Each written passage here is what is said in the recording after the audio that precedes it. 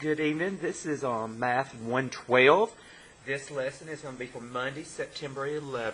Monday, September 11th. I hope everyone has a smile on their face while they watch this video. I hope you enjoy your 2 days off. Remember, we are lifelong learners. We're in it together, and we're going to make sure we use every minute to prepare us for our future studies in math. The first thing I would like for us to do is review our learning targets, and because we have a major assessment coming up this Friday or Monday, based on how far we get this week. But as we prepare for this upcoming assessment, let's review some of our learning targets. Our first learning target was I can determine the average rate of change of a function. I can determine the average rate of change of a function. And I want to let's look at one in particular, this number 2 right here. This number 2. I'm going to write it on a piece of paper so that you can better see it. But I want to determine the average rate of change for this particular function.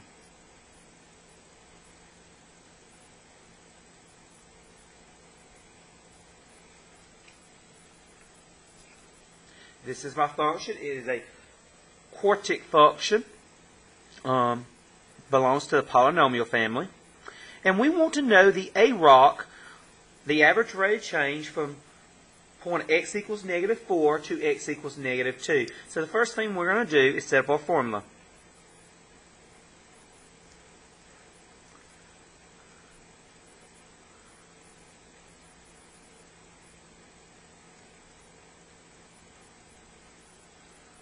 So you should have the x sub 2, -2, minus the -4. Go right above it. It's f of -2 minus f of -4. Now I'm going to come to the side and find f of -2.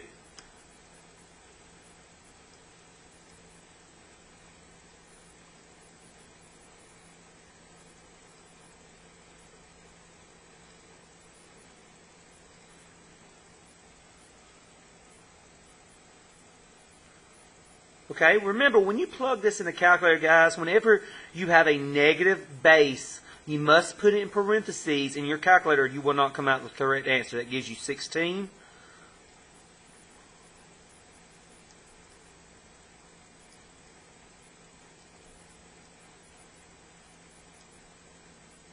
And I arrive at the answer of 19. Make sure I did it correctly.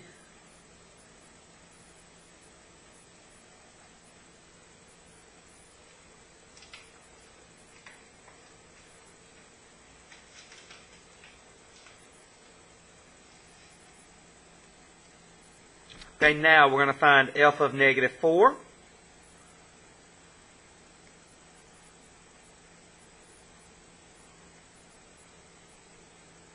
Remember, plug in -4 raised to the 4th power in the calculator. -4 needs to be in parentheses.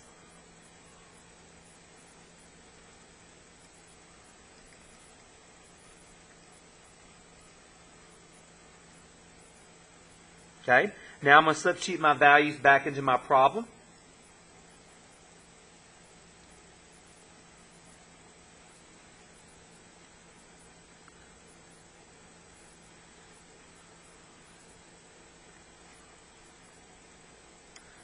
Okay, that's a double negative.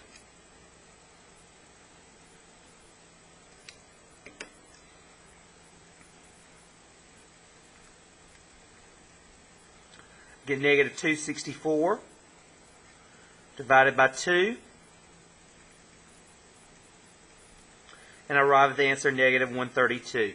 -132. And there's no units with this particular problem, so I would not have to put any units with that. So that's the first learning target that we review, is I can determine the AROC, average rate of change of a function, over a particular interval. And that's what we did here. The next thing I would like for you to get out is your checkpoint that I gave you on Friday. If you did not finish it at home, to finish it for home this weekend and bring this back to me, which was planned for tomorrow, but it will be Wednesday now. I know you cannot see this really well, but I'm going to rewrite this on a piece of paper. And if you already turned this in, but you did not get what I'm about to show you, then you can redo it on a piece of graph paper and turn that in for me on Wednesday. Okay? So let's look at this particular problem here. We have g of x equals negative 2, parentheses, x plus 1 squared plus 3. Okay? First thing, my parent function. My parent function is quadratic. And I want to describe in words what is taking place here. Remember, we work from the inside out. So first thing I would do is, it looks like plus 1. It is plus 1, but remember, when it's the inside, you do opposite of what you see. So it's really, we're moving it left 1, left 1. Then, the number out here is multiplying outside. That means I'm going to stretch by a factor of 2. Remember, this negative on the outside reflects it about the x-axis. Reflects about x-axis. And then finally, this plus 3 means I'm going to move it 3 units up. Alright, so remember, review. Go inside the parentheses, left 1.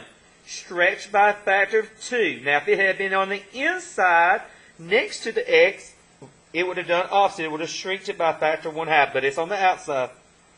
So we stretch by a factor of 2.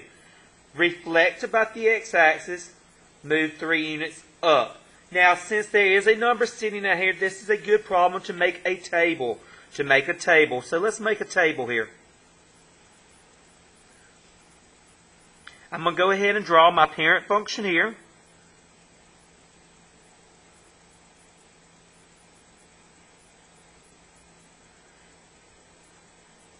You know what? I'm going to draw it on a piece of graph paper for you so you can see it better.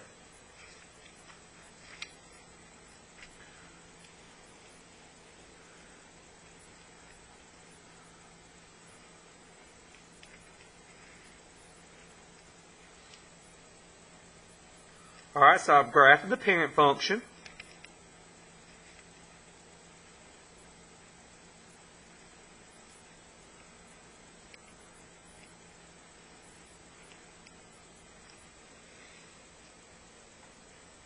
So there's my parent quadratic. Now, I'm going to fill in my chart here. Negative 2, 4, negative 1, 1, 0, 0, 1, 1, 2, 4. Okay, now, I'm going to take this away for just a moment, and let's make our charts. Okay, this plus 1, that means I'm really moving it left 1. Left 1, so I'm going to add a negative 1 to these.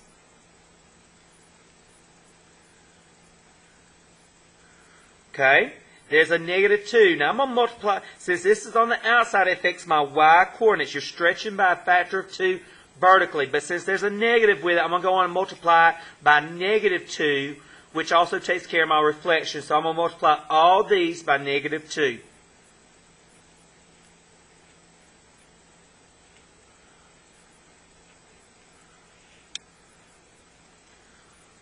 Alright, now the plus 3 affects the vertical. So I'm going to add 3 to my y. Leave my x's alone, so I'm going to bring those right back over. Add 3 to those.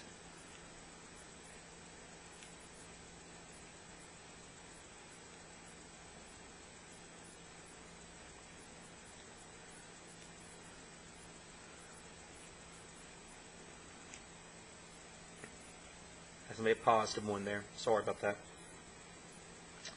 Alright, now those are the coordinates I'm going to graph my transformation. So I'm going to come over here. Negative 3, negative 5. 1, 2, 3. Now 1, 2, 3, 4, 5. Negative 2, 1. Negative 1, 3. Oop, right there. Sorry about that. 0, 1.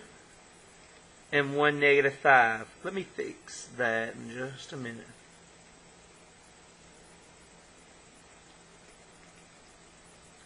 And that will be my graph.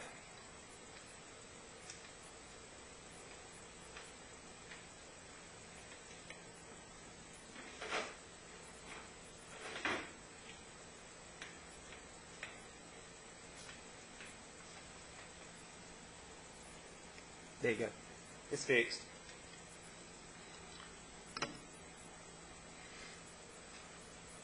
So our second learning target was I can graph transformations of functions. That's a good review problem. At this moment, we're about to go over our homework from Friday, which was also this, but that was our checkpoint. Make sure you have that checkpoint completed to bring back to me Wednesday. Once again, all your work that I tell you that you need to be completed on Monday, Tuesday is due Wednesday. Please have it ready Wednesday for us to go over and then move into our next lesson.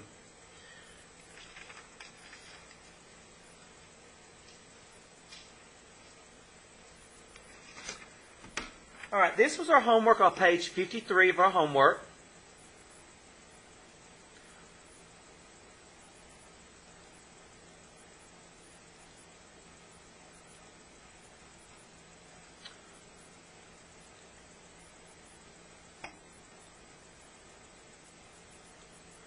All right, number 1, if you look at it, it was x minus 2 squared plus 4. This one did not require a table. You just needed to graph the...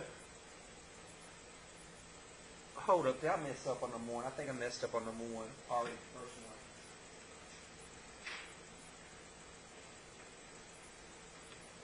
Yes, I messed up on number 1. Number 1 is not a square root.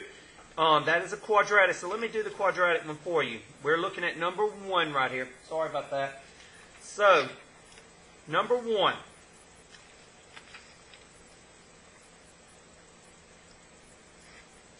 We have f of x equals x minus 2 squared plus 4. F of x equals x minus 2 squared plus 4. Okay?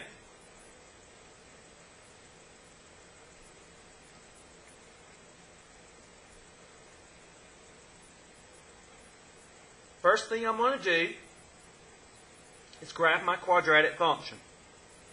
Parent quadratic.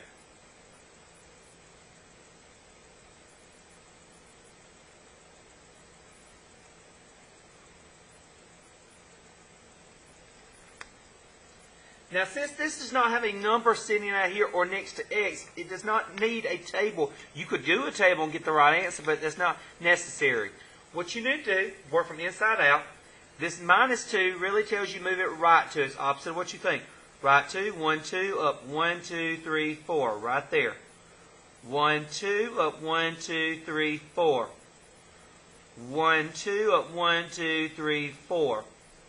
1, 2, up 1, 2, 3, 4.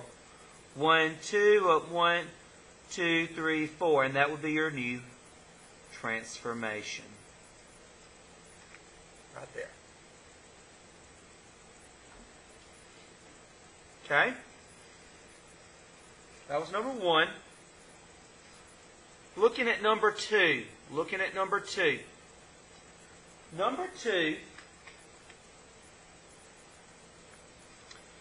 Number 2 is this is on page 53 of your homework.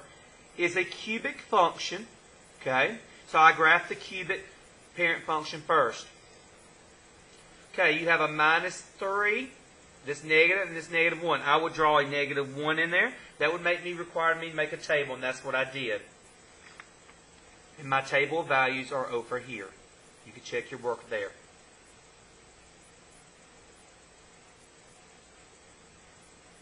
You would add positive 3 to your x, multiply your y values by negative 1, and then move your y values down 1.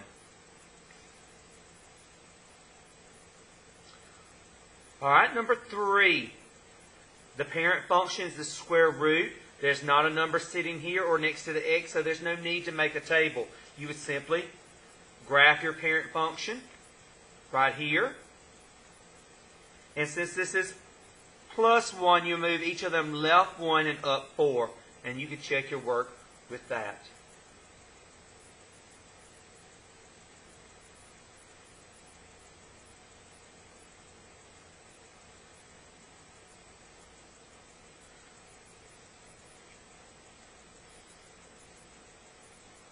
Number 4.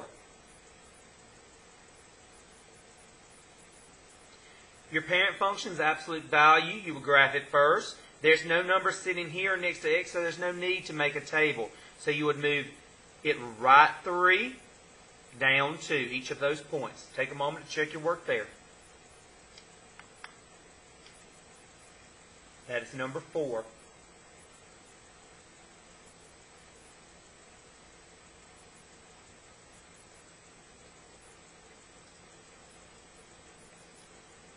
Number 5, it is a quadratic. So I graph the quadratic first. This is a negative. Draw that 1 in. I'm going to make a table. This means move left 6. So I would add negative 6 to my x coordinates. Multiply my y by negative 1. And then add a negative 1. And that is my resulting graph there.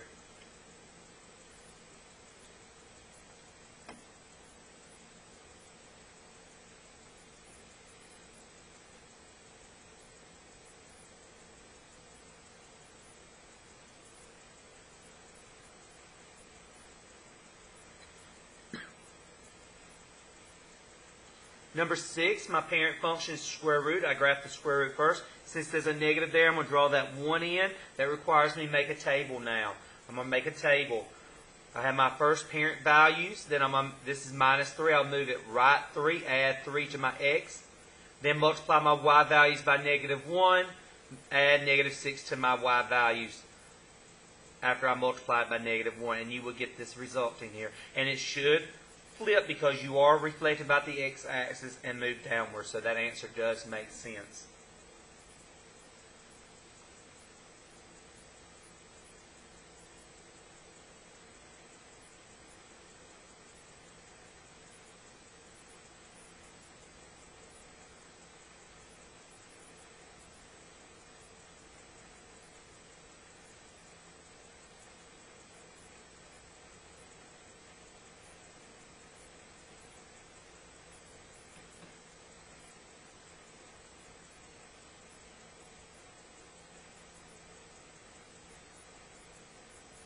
All right, let's look at number 7.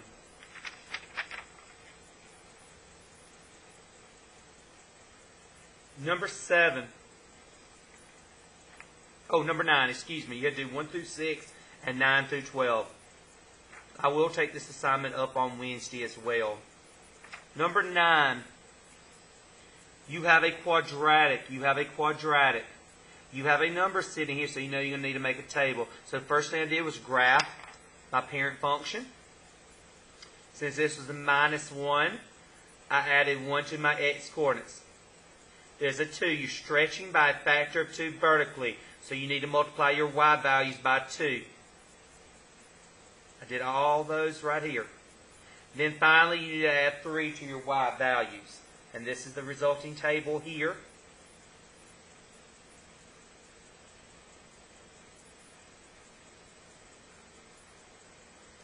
I couldn't fit the negative 111 on my graph, so I didn't worry about graphing it or the 3 and 11. But the other 3 I did graph.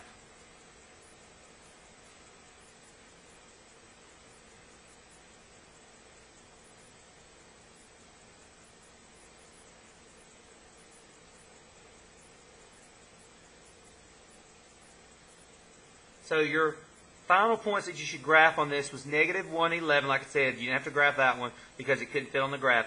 0, 5, 1, 3, 2, 5.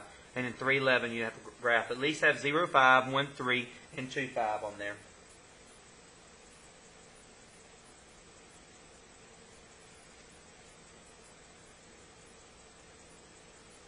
Number 10.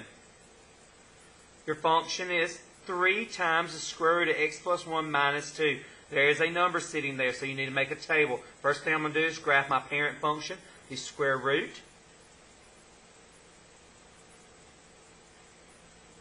I have my points here. There's a plus 1. That means that means move left 1, so I'm going to add negative 1 to these values and get this over here. There's a 3 stretched by a factor of 3. I'm going to multiply my y by 3. I did that here. Then I'm going to move my y values down 2. So your final points you should graph is negative 1, negative 2, 0, 1, 3, and 4.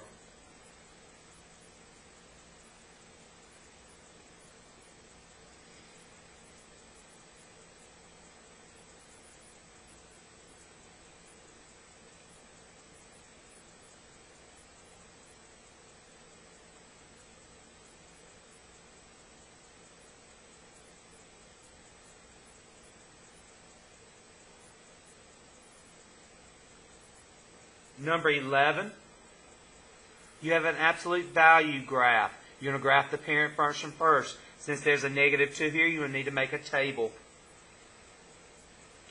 Okay? So here's my first chart. This +4, I add -4 to my x's first to get these values here. If you can't see it, I'm going to read you the final ordered pairs in just when we get toward the end. There's a -2 that's stretched back. That is reflecting and stretching, but I'm going to go on and multiply by -2 to take care of both of them. I multiply my y values by -2. That takes care of stretching and vertical. I mean stretching and reflecting.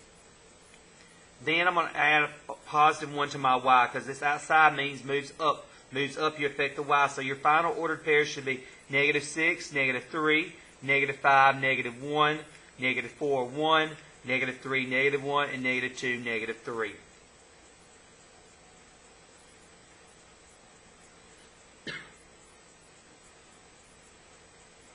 And the last of your homework problem, number 12, f of x equals 1/2 times x minus 3 cubed.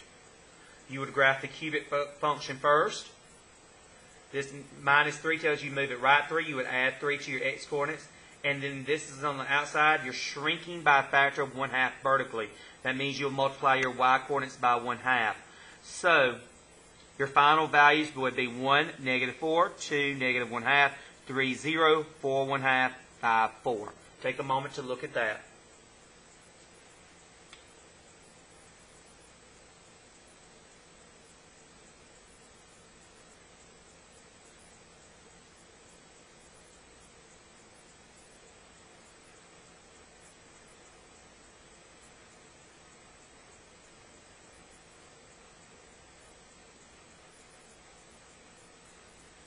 Okay? All right.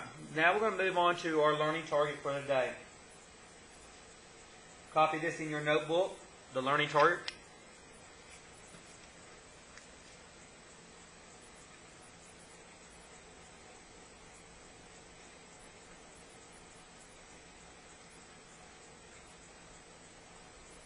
For September 11, 2017.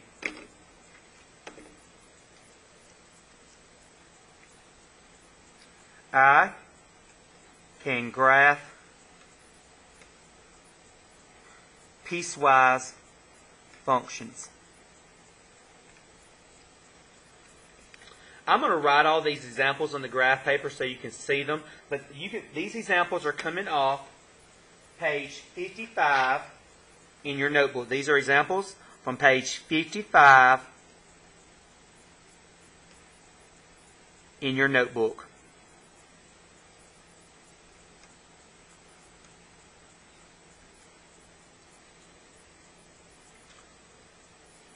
We're going to do 4 examples a day and then continue this on the next video for the next lesson.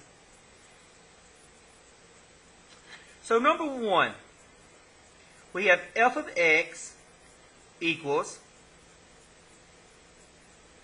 x minus 4 if x is less than 2.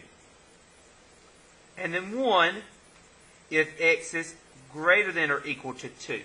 Okay, and we want to graph this function. We did these a lot. We did some of these last year in Algebra 2, but it always seems like the second year around, students understand these better. So that's what we're going to work on in this video lesson and the next video lesson. So we're both talking about graphing piecewise functions.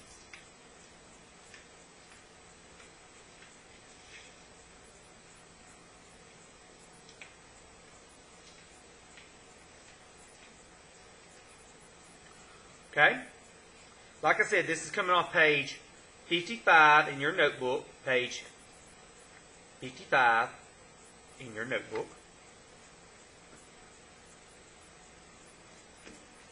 But I'm just drawing on graph paper so you can see it better.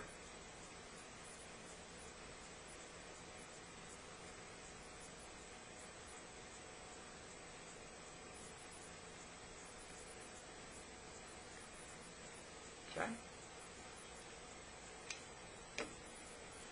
So, the first thing you want to do is graph this. F of x is just another way of writing y. So really, you have y equals x minus 4 you're graphing, and you have y equals 1 that you're graphing. I'm going to graph this line just like we normally would graph a line, using slope and y-intercept. And the reason we can do slope and y-intercept is because this is a linear function.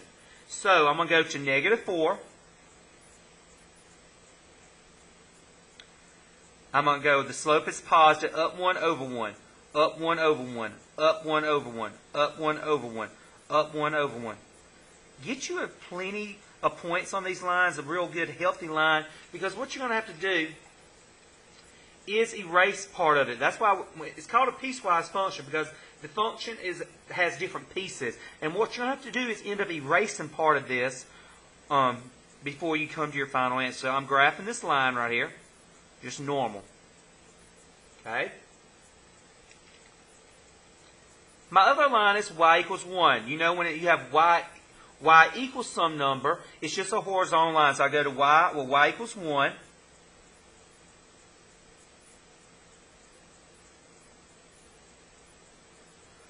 And I graph that line there. Okay. We're almost there. Now we've got to determine what pieces from each function are we going to use in this final picture. This part right here is very important. Okay? This is like your roadmap directions. This tells you when you get on one piece, and when you get off one of these pieces, you get on another piece here. So, this right here is very important, the number 2. Something's going on at the x value of 2. So I'm going to go where x equals 2. I'm just going to put a little line right there to let me know something's going on. Okay?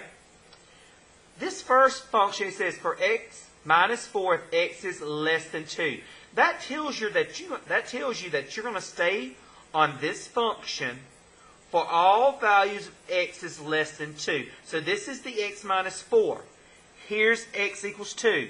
We want this for values less than x equals 2. We want this function to still be here for all x values less than 2. Well, where are all the x values less than 2? To the left, to the left, to the left. So I'm going to go straight down from this point to where I hit this function, which is right here. Okay? I'm going to erase it because that's where, okay? I'm going to put erase there. Now, is that an open, when it's just less than, is it open or closed? It is open. So I put an open dot. I came straight down from x equals 2 where I hit this. Now, we want the values of x less than 2. Like you said, they're to the left. So I just want this part that's in that region to the left is this part. So I'm going to erase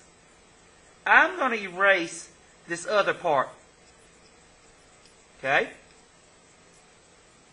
Now, I'm going to go to my other function, y equals 1. I go to where x is 2 because that's my number, and go up till I hit that. I hit it there. That will be a closed dot because it's got the or equal to. So I'm going to put a closed dot. Now it says for all values greater than or equal to 2. Well, where are all the x values that are greater than 2? Well, they're over here, aren't they? So that means I'm going to keep this part that's associated with over there and erase this part behind it.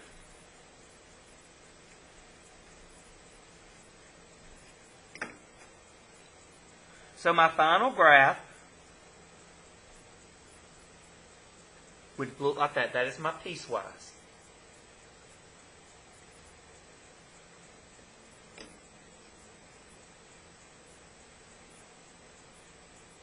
Now, I do want you to tell me the domain and range on this because that's a very important skill and we cannot forget about this. So we're going to talk about the domain and range on these particular functions. Domain, start from the left. You get right here and you might say, oh, we might need to make a break in our domain. No, we don't. Because even though it's open right here, at that same part over here, it's closed. So it cancels each other out. So your domain will be all real numbers. Look at the ends. There are arrows. Range. Start from the bottom. It keeps going to negative infinity. Now, when we get... Now, this is something you need to look here. When we get right here, you notice there's nothing in between these two areas right here. It's like we get right here. We got to stop. We come up to negative 2. Union. Because there's nothing in between here. It goes from here and then skips an area of the graph and goes up here. So that's going to be union just to 1. You said, Mr. Hester, that's weird. It's just a one number here. Because it's only at the y equals 1. You see it keeps going. It only goes, it does not go above 1 or below 1. So that's why you put union, just that 1 in brackets. So that would be your range from negative infinity up to 2. You do have to make a break here because nothing's touching the y-axis in between here and here. So that's why we put a break. And then the bracket 1 just because it's on that 1 on the y.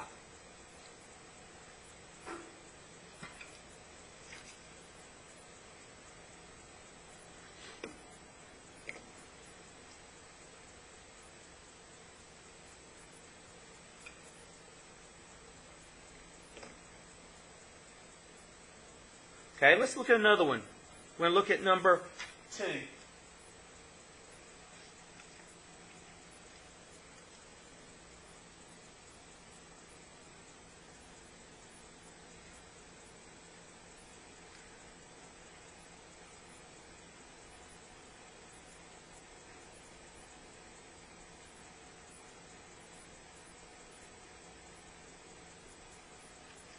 Okay? So the lines we're graphing y equals x plus 3 and y equals 2x. We're graphing y equals x plus 3 and y equals 2x.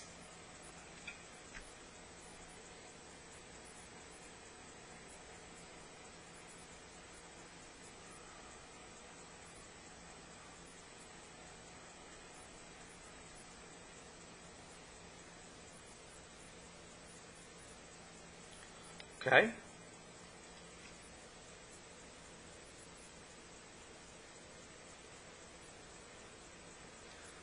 All right. They're both linear, so I can use slope and intercept. My slope here, m stands for slope, is 1 over 1. My y-intercept is 3. My slope here is 2. My y-intercept is 0. So I'm going to graph these two lines.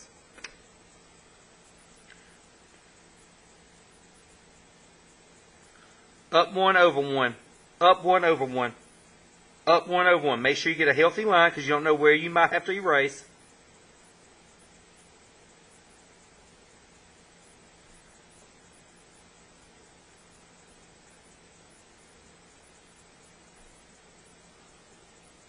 Okay, now I'm going to graph this.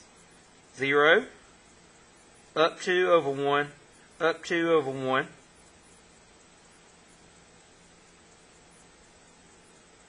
Backwards.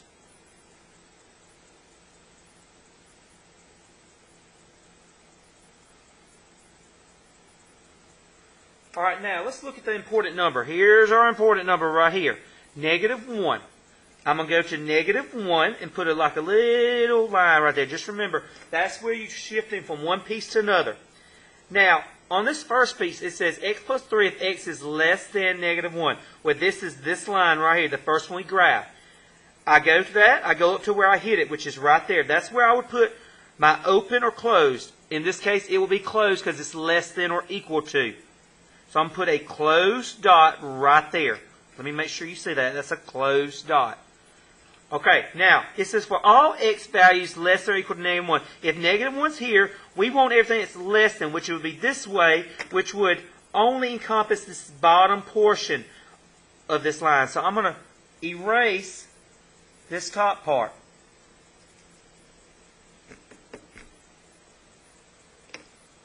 Okay, now I'm going to go back to where x equals negative 1, go down to hit this other function, which is here. That would be an open dot. Open dot. It wants for all x values greater than negative 1. Well, x is greater than negative 1 over here. Well, what part of the graph, is it this part or this part that goes for all x values greater than 1? It would be this part. From here would be that part. So I would erase this bottom part right here. So my piecewise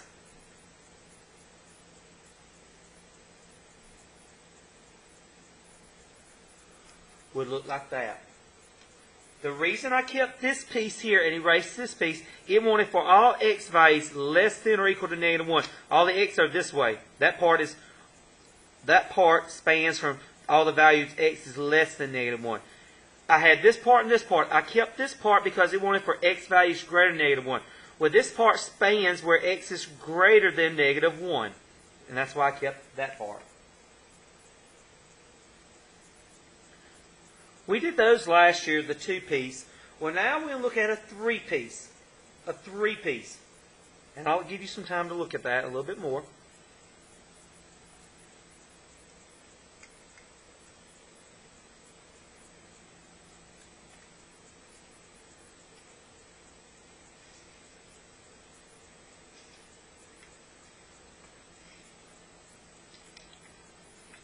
Okay, let's look at number 4.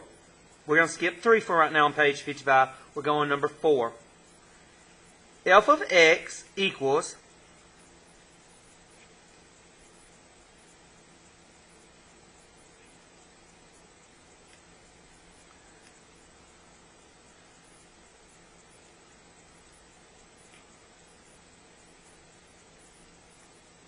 so we have 3 graphs. So basically, we're graphing all 3 of them, and then we're looking at the individual pieces. Okay, so we have, what's our 3 we're graphing? We're graphing y equals x, y equals 2, and y equals negative 2x plus 2. Okay? So basically, let's look at what it's saying. For this function, it stays on this first piece for all x values less than negative 3. Then it jumps to this piece for the interval from negative 3 to 1 on the x-axis. It will be a closed dot there to an open dot to where x is 1. Then it jumps on this last piece for all x values greater than or equal to 1.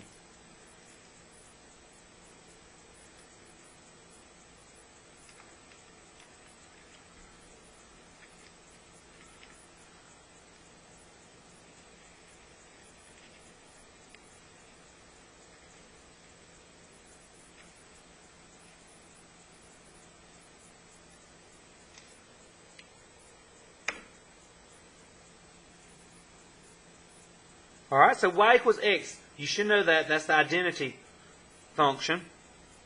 But if you didn't, you could graph it by slope-intercept. Slope is 1, y-intercept 0.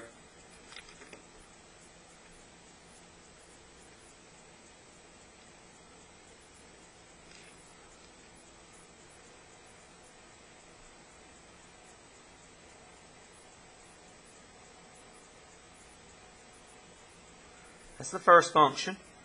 Y equals 2, that's a horizontal line at y equals 2. So put a dot on 2, and that is a horizontal line.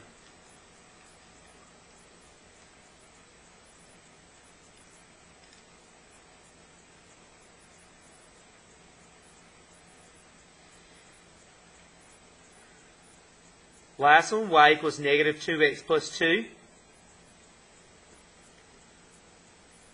Y-intercept of 2. Slope of negative 2, I'm going to go down 2 over 1. Down 2 over 1. Down 2 over 1.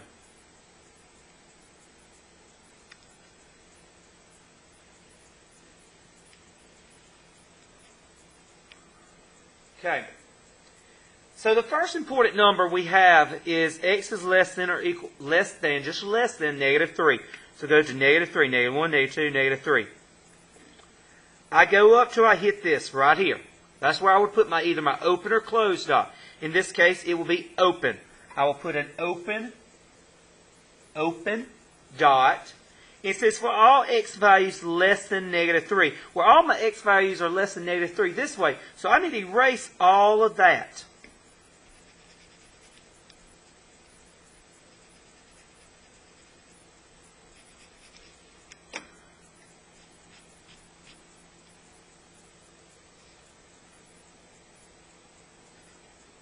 So that's my first piece. Wrong. Sorry, guys. I messed up on that one. I'm going to have to restart that one over. The first line was this right here. Sorry. Okay. I will start that one over in just a minute. Let's go back to this one because we forgot to do the domain and range. Sorry. Domain.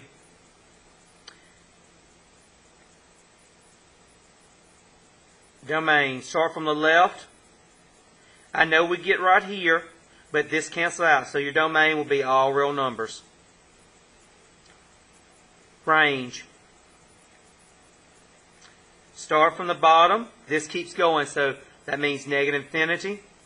Even though it's open here, on the y-axis there's a spot over here that's closed, so that cancels out. So your range will go to infinity, negative infinity to positive infinity as well. Okay, so let's go back to this one. Let me get another piece of graph paper.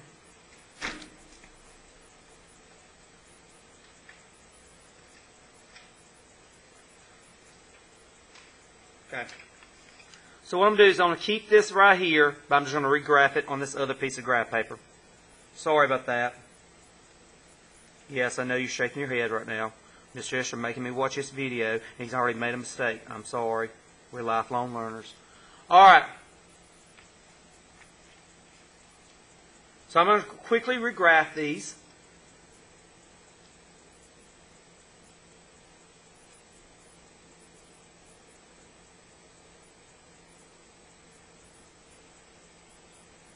And I prefer you do this in pencil because you got to erase.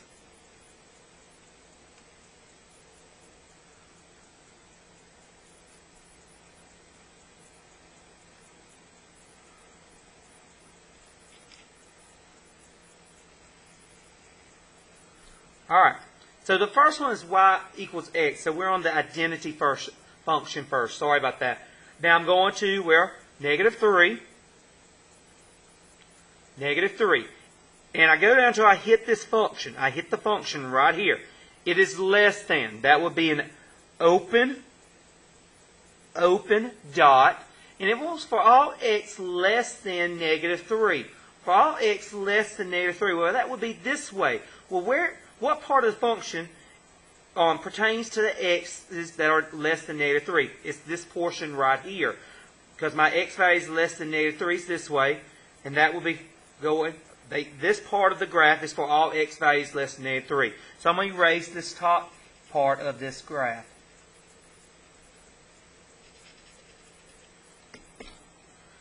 Okay? Now the next part says between negative 3 and 1. So I got my negative 3 marked right here. I need to go where x is 1. It's right here.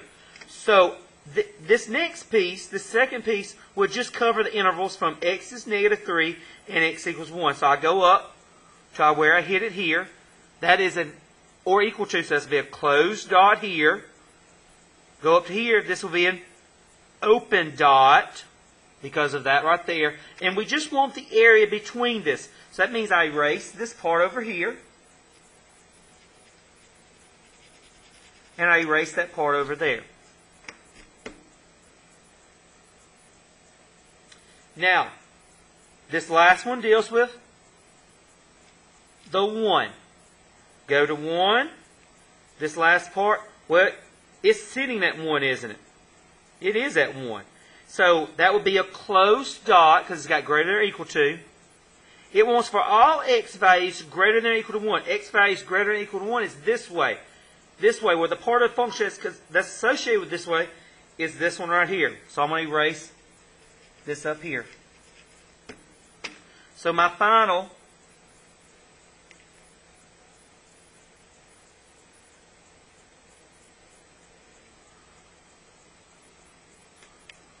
would look like that. Now let's talk about domain and range. This could be a tricky one. Domain. Remember, this arrow keeps going. This arrow keeps going. So from left, if I'm going from my x-axis, would I eventually hit something? Yes. What about here, Mr. Hester? Well, this cancels each other out because that's defined, that's undefined. It cancels each other out. So we're good. Same thing here. Keeps going, so your domain is all real numbers. Range. Started from the bottom. They keep going, so it's negative infinity. Even though it's open here, it is closed over here. So that cancels that out. We are all the way up here. This is where we get into the problem. It stops at y equals 0, but there's nothing in between this part of the piece and this. So there's going to be a break right here, union. Union. Now I did put bracket around 0, it's a closed dot. Now, the number that's on the y-axis is 2. Now the question is, do we put bracket or parentheses? We do put bracket because even though it's open here, it's closed here and all these little points in between. So that would be my range for this particular function. Range, remember, you look at your y-axis.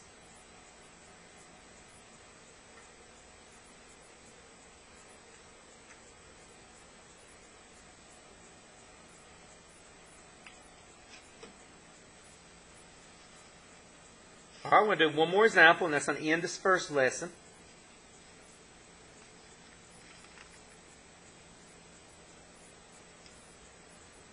We're looking at number 9.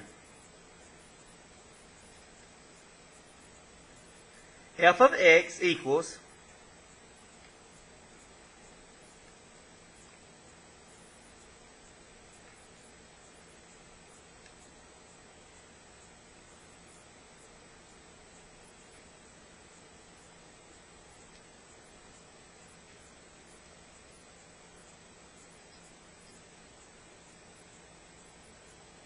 okay.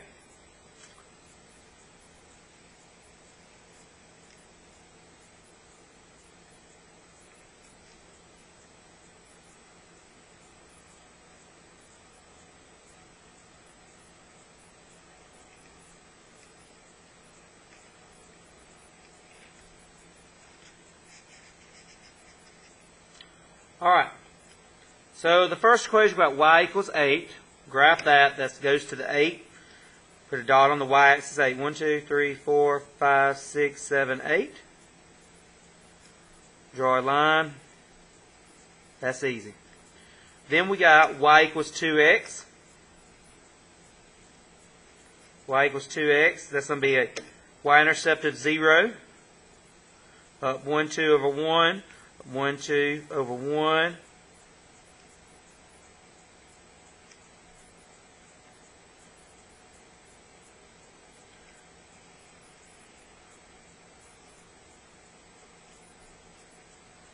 And then you have y equals negative 4 minus x, which is y-intercept at negative 4. 1, 2, 3, 4. Down 1 over 1. Down 1 over 1. Down 1 over 1.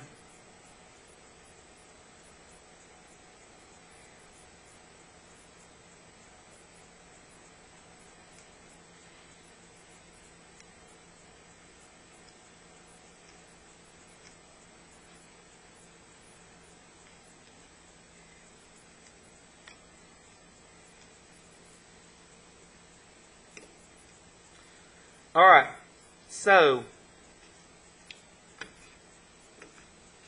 this first one, negative 1. Go to negative 1 right here. Go up to where I hit the graph, which is here. I'm going to put a closed dot here. And once for all x values less than or equal to negative 1, so that would be going this way. Erase the other part of the graph. Now, the 2x, go to x negative 1 right here. Remember it says less than. This means it's in between the numbers negative 1 and 4. I hit it right here. That's going to be open dot. And then I'm going to go to 4. 1, 2, 3, 4. Oh, I need to draw that up some more.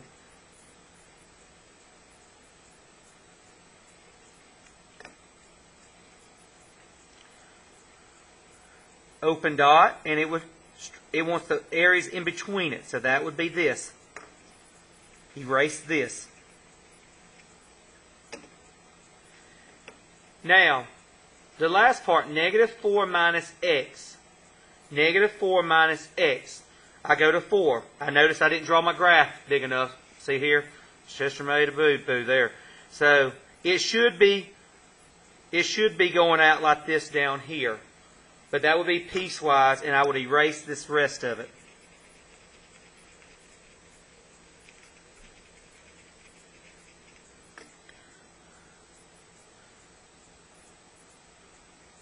Going out like that. Now you say, what will be your domain and range? Your domain, remember that arrow keeps going. Keeps going. This cancels this out, this cancels that out, and this arrow keeps going. So it's negative infinity to positive infinity, all real numbers. Your range, this keeps going. That's negative infinity. We're at 1, 2, 3, 4, 5, 6, 7. We're at 7. There's nothing between here and here, so you do have to put a negative 7. I'll put bracket because that is a closed dot. Union. Skip all this in between here and here. Negative 2 because it's open dot. All the way up to 1, 2, 3, 4, 5, 6, 7, 8. And I would put a bracket because that cancels that out. But it does not go above that. It just stays at 8. So that would be my range there. Sorry about this boo-boo here. It's supposed to keep going like that. Okay. Like I said, we're going to do some more of these problems in the next video. But this was just the intro to piecewise functions, okay? Alright, so the assignment that goes along with this lesson here.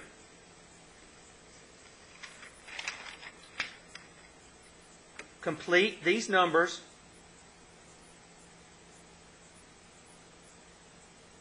Page 59 in notebook. Numbers 1, 4, 7, and 10. There's 4 piecewise I want you to practice right there. 1, 4, 7, and 10. So that's Monday's assignment, those 4 problems, and finish checkpoint from Friday and math workshop assignment that's already located on your Google Classroom. If you have any questions, you can either email me or send me a text to Remind 101. And I will upload the second video for Tuesday soon. Thank you.